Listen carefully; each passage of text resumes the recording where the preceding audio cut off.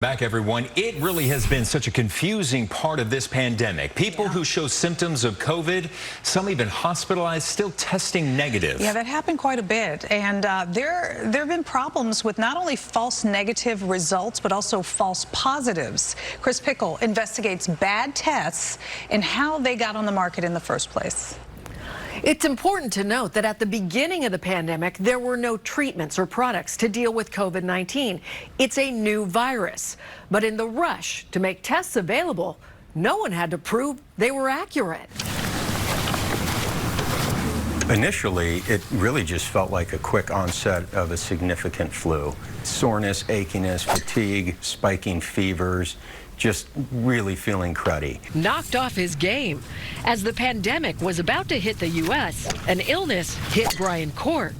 After recovering from what he thought was the flu, a few weeks later, he ended up in the hospital. You couldn't breathe. I was frightened.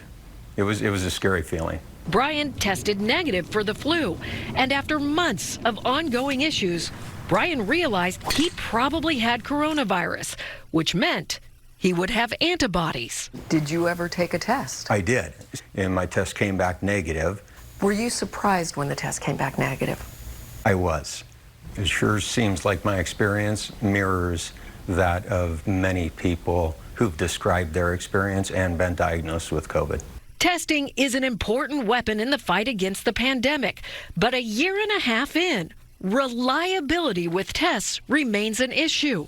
The worst thing was when people were told you're not sick, and they went to visit relatives, they went to work, they went shopping, they went out in the world, and they were spreading the disease, not meaning to. Dr. Diana Zuckerman is president of the National Center for Health Research, an independent think tank focused on public health.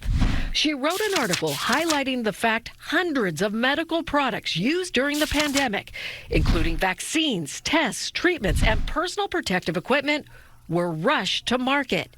Instead of these products getting FDA approval, which requires extensive research and clinical trials to show safety and effectiveness, the FDA is using emergency use authorizations, known as EUAs, which requires a product's benefits outweigh the risks, a significantly lower standard. There's a very substantial difference between the emergency use authorization and FDA approval. In February of 2020, at the pandemic's beginning, the FDA used those lower standards for tests to diagnose COVID-19. Labs could put tests on the market, then apply for an EUA within 3 weeks, allowing tests to be sold the FDA had not reviewed. They had a huge backlog, so months were going by when those test results weren't being vetted by the FDA, but the diagnostic test was being used widely. And then in March, the FDA allowed antibody tests on the market, which detect if someone has had COVID. There were no EUA requirements. Manufacturers just couldn't claim the test could be used for a diagnosis. They shouldn't claim that this is an accurate way of finding out if you had COVID before. Just kind of silly, because otherwise, what's the point of taking the test? Unreliable tests flooded the market. In response, in May, the FDA updated its policy, also requiring EUAs for antibody tests, and acknowledged that while the agency was trying to be flexible in responding to the public health emergency, unscrupulous actors were marketing fraudulent test kits, taking advantage of Americans' anxiety and falsely claiming tests were FDA approved. Why would they allow tests to even go on the market that they hadn't vetted?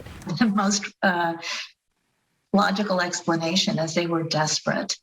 There was enormous amounts of pressure to have tests on the market. The FDA website now lists 19 diagnostic and 267 antibody tests that should no longer be used. I counted 360 tests that have been given EUAs, but another 300 tests the FDA has not reviewed yet, even though they may be on the market. And not all tests are created equal. We compared 2 tests, both with EUAs, and found one was 3,000 times more sensitive in detecting COVID than the other. So is there any way for people to know if the tests they took were accurate?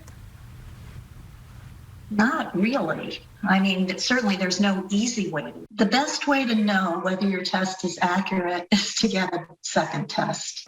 Out of the hundreds of tests, only one test has passed all the hurdles that would have been needed to get on the market prior to the pandemic. Chris Pickle, Arizona's Family.